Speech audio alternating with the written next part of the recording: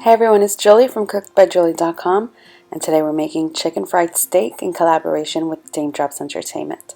So let's hurry and get started. So in case you weren't aware, chicken fried steak doesn't contain any chicken, confusing for those who've never had it before.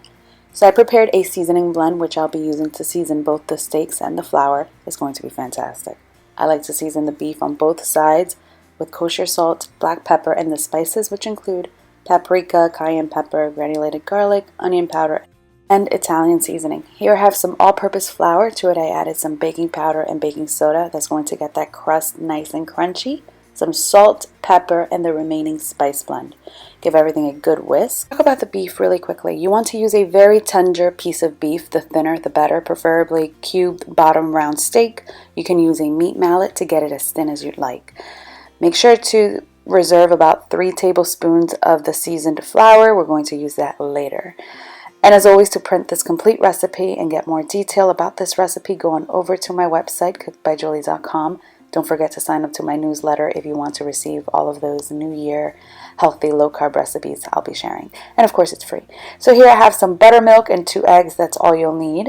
Give everything a good whisk. And now we are going to bread the steaks. Alrighty, so you want to coat the steaks on both sides with the seasoned flour. Shake off any excess flour, and then you want to dip it in the buttermilk mixture and then coat it again with the seasoned flour. So ideally you want to use one hand while you coat it in the dry mixture and your other hand while you coat it in the wet mixture, so your hands don't accumulate those clumps. Now we're going to fry this. I like to do about 2 at a time. Mine were rather large, but if you have smaller steaks, you probably can get away with 3 at a time. So I like to fry it in a cast iron skillet, and I like to fry them for about 3 to 4 minutes on each side.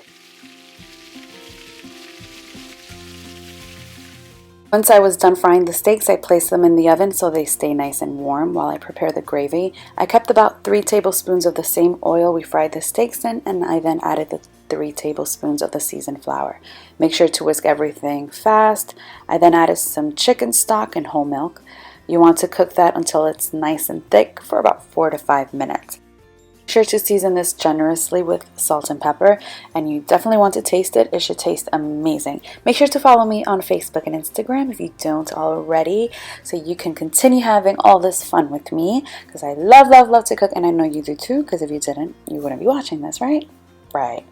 Alrighty, so this is what the sauce should look like. It should be nice and thick. If you want it thicker, just cook it longer. If you want it thinner, add a little bit more milk or cook it less.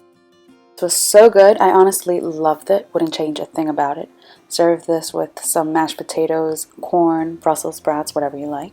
I want to wish all of you, including the trolls of course, a wonderful and happy new year, and I want to thank you all so much for watching. Bye.